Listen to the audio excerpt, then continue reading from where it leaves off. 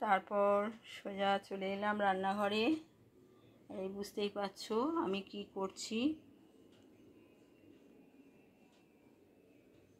Capsicum, কাঁচা লঙ্কা, আদা কুচোনো, পেঁয়াজ কুচোনো, এখানে রসুন কুচোনো, ঠিক আছে, সব রকম আমি এখানে কুচিয়ে নিয়েছি।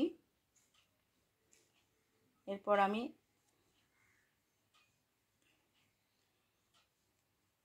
পরে স্টেপটা দেখাচ্ছি। অবশ্যই বুঝতে পারছো আমি চিলি চিকেন করব। এখানে আমি চিকেনটাকে ভালো করে পরিষ্কার করে নিয়ে এখানে আমি দুটো ডিম দিলাম। ডিমগুলোকে চিকেনের সাথে ভালো করে মিশিয়ে নেব। এবার আমি এতে দেবো একটু পরিমাণ মতো নুন দেব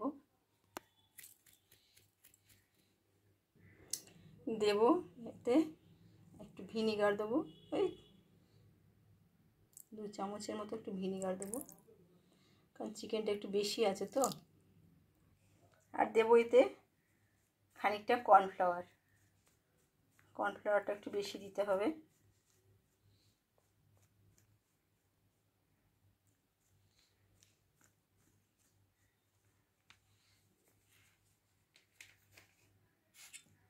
এবার এটাকে আমাকে ভালো করে মেখে নিতে হবে। এটা হাতে করেই মাখতে হবে।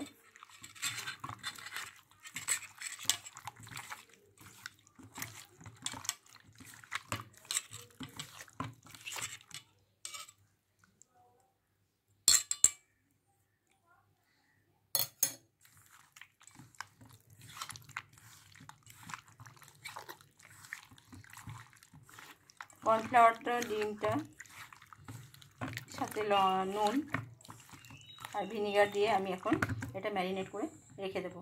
তো এখন এটা আমি বানাবো না, প্লিজ খানিকক্ষণ এখন ম্যারিনেট করে রাখা থাকবে। বন্ধুরা, চিকেনগুলো ভাজবো চিলি চিকেনের জন্য। প্রথমে আমি কড়াটা বসিয়ে দিয়েছি, এবার তেল দেবো এতে। তো দেখো বন্ধুরা, আমি এখানে কড়াতে তেল দিয়ে দিয়েছি। তেলটা একটু গরম হোক, এখনও গরম হয়নি।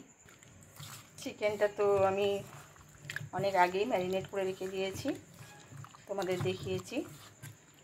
এরপরে আমি এখন চিকেনগুলো একে একে সব ভেজে নেব। তো বন্ধুরা, আমি চিকেনগুলো একে একে ভেজে নেব। চিকেনগুলো একটু সাইজগুলো বড় হয়ে গেছে।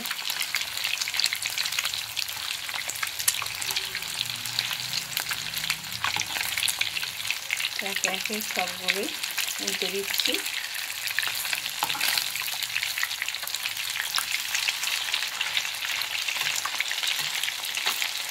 কর্নফ্লাওয়ার, ডিম দিয়ে এটাকে আমি ম্যারিনেট করেছিলাম। এটা এখন আরেকটা পিঠ হোক। এইভাবে আমি এই সমস্ত চিকেনটাই আমি ভালো করে ভেজে নিই। তো বন্ধুরা, আমার চিকেনগুলো সব ভাজা হয়ে গেছে প্রত্যেক কটাই। এবার এই তেলের মধ্যেই আমি আদা, কাঁচা লঙ্কা আর রসুনটা দেব। আদা, কাঁচা লঙ্কা আর রসুনটা একটুখানি লালচে করে ভেজে নেব।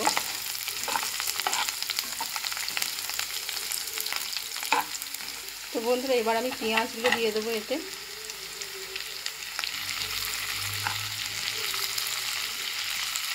পেঁয়াজগুলো দিয়ে আবার পেঁয়াজগুলো একটুখানি ভেজে নিচ্ছি।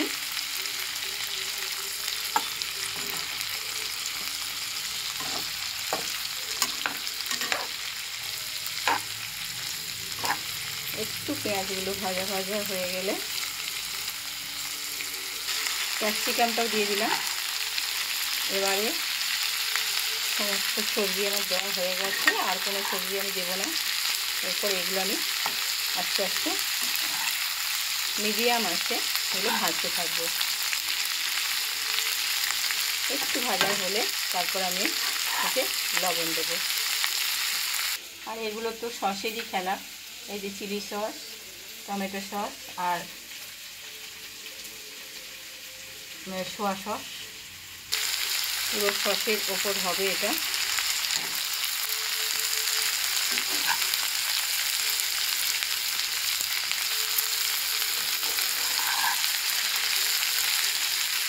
ঠিক আছে, এটা ভাজা ভাজা হোক, আবার একটু পরে আসছি। এখানে আমি একটু তেঁতুল ভিজিয়ে দিয়েছি, পরে তো আমার কর্নফ্লাওয়ার লাগবেই, সেই জন্য আমি একটু কর্নফ্লাওয়ারও গুলে রেখে দিচ্ছি।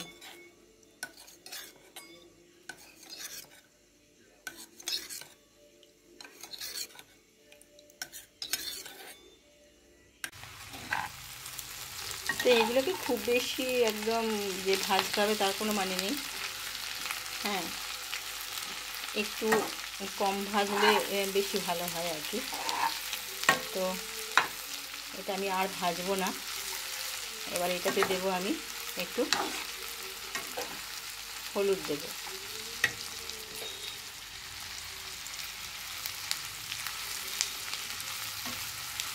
একটু নাড়াচাড়া করে নিই।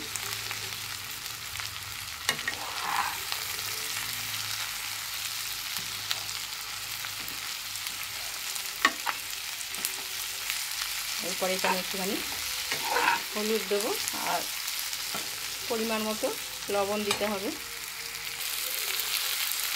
তো পরিমাণ মতো হলুদ দিলাম, হলুদ দিয়ে তো ওটা একটুখানি সবজিগুলোতে মিশিয়ে নেব।